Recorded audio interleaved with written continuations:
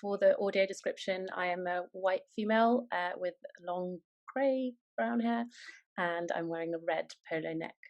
Alex? I'm a white female, and due to the lack of hairdressing, I have it all glued to the back of my head. Normally it's long and wavy, and I love patterns, as you see. So patterns for change are exactly where I like to be. Alex. So what we hope to share with you today is some of the journey of DOTPROJECT, which, as Nick spoke to, is about how we think about setting directions together as a cooperative. We're now going to talk a little bit more to the organizational setting and how we think about relationships and work with other organizations with a focus on relationships. DOTPROJECT is a cooperative which supports organisations across the social sector to strengthen their confidence and capabilities in digital, but more change. And for us, our work has always been about people and understanding the way that human beings work together. And for that reason, when we began our work about 4 years ago, we always wanted to embed a coaching approach to the way that we worked. So we started introducing elements of appreciative inquiry and also working with organisational coaches, which is how we met Alex. We do that because we recognise that when we're walking towards a direction of uncertainty, which is how it might feel when we set directions together, we recognise that the focus is not only on what we want to do together, but also how we want to be together. And one of the kind of things that we think about quite deeply is that a direction that you go on together is often centred around some change. That might take you into new places as a person, as a team, as an organisation, but it will also take you to a place where you find that you're leaving things behind, things that might be important to you, to your team, or to your organisation. And we like to build on the message that we sometimes hear, which is that people fear change. Actually, in our experience, what we understand from the teams that we work with is that it's really important to respect and honour the loss that comes with change. And in fact, in this slide that you see here, the last sentence, leaders and teams need to identify, empathise and listen, and need to honour the loss and support people through it. The reason support is in bold is that we often interchange that with the word love. And I just wanted to mention that because depending on who we're working with, we might say the word love because it is, to Teo's introduction, a really kind of similar journey.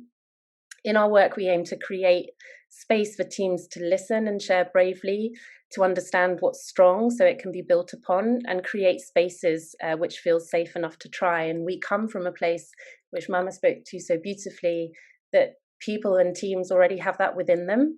We're not there to tell them how to do it. We're there to support that process and build the confidence which we believe is already within people and teams. We're going to present to you today a couple of the tools that we use with organisations in a fairly practical way. But first start with a couple of things that we've learnt in the process of setting directions together. And this is both from our own experience, but also our experience in working with organisations.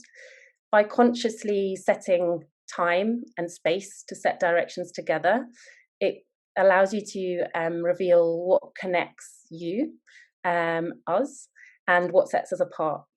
And it's the making space for what sets us apart, which we find really enables teams to explore difference with curiosity rather than perhaps defense. And by acknowledging and embracing the differences which emerge, then exploring what connects us can start to bring clarity and help teams move towards a collective understanding where they can really understand where tension or conflict is coming from more deeply, and think about how to respond to that and manage that in a sustainable way. This process can create foundations for future projects and relationships. And we always like to say that it takes a lot more time than you might think, but the time, we believe, is worth investing because it builds and builds. It's not a linear journey. It's a kind of cyclical journey. And we also like to recognise that change processes, as I'm sure we'll relate to, can be uncomfortable for people. And at different times, some people get energy at certain moments and other people can feel threatened, going back to that kind of idea of loss. So when we work with organizations or when we're working together at a team, we're really checking in on how we're feeling and sensing the process of setting a direction together. So we're going to share with you today, just following on from the patterns of change pattern, some tools that we use at an individual level, at team and group level, and an organizational network level. We are very aware in the work that we do of the different levels of awareness. So we like to understand when we're working with people and teams, first of all, the kind of the awareness of the self. So what's going on, people thinking about what's going on for me, how do they want to change, kind of understanding how that feels and looks like. Then moving on to recognizing how others are responding to change and how an individual might be now open to supporting that change. And really moving then into the we and the us and the are. Moving beyond the sort of my experience and more into the us and our relationships with each other, trying to support people to go on a journey to understand how they truly want to be together in order to create change. When we're thinking about organizations, people often come to us because they feel they have a problem with a process. It could be a digital tool, it could be a service that they are delivering. And where we like to go and start is at the middle, in the relationship space. We believe that by understanding the relational enablers that enable people and teams and organizations to thrive, then you can build processes around yourself, your team.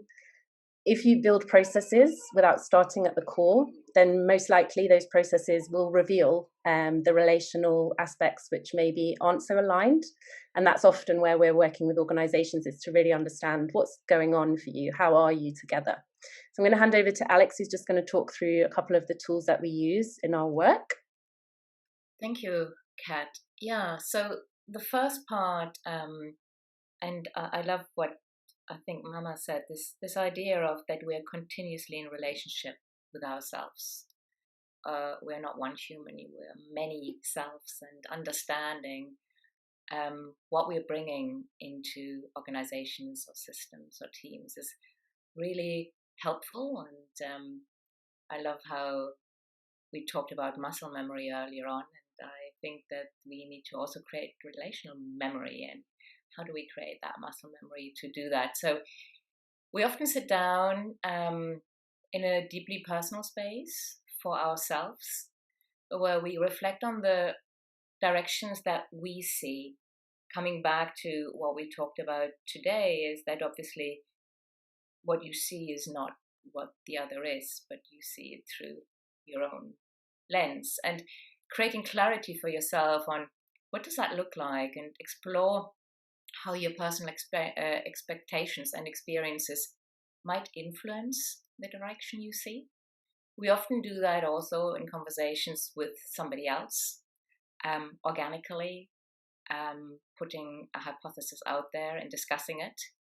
We explore, what can I bring into the team?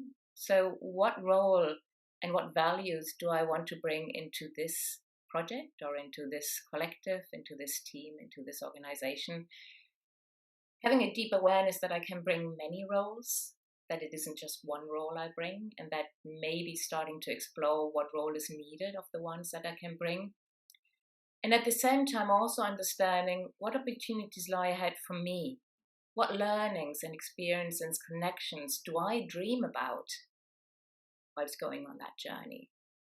Being aware of the I to start to move into the us. And then being very clear about, what do I need on this journey? What do I need in the process? And that is, what do I need for being heard and being seen? What does safety mean to me? What does clarity mean to me? What does tolerance mean to me? we're then moving into a workshop, often with our collaborators or clients, where they ask us for help on a project, and we run an alignment session with them. And there's a link there for the whole canvas of the alignment session, and we invite you to explore it. But this is one of the core areas that we probably address halfway through the whole session. The whole session is normally 2 hours. Well, we started to have some connection with the people on the project. And we're starting to just ask everybody, what do you hope for? What do you fear losing?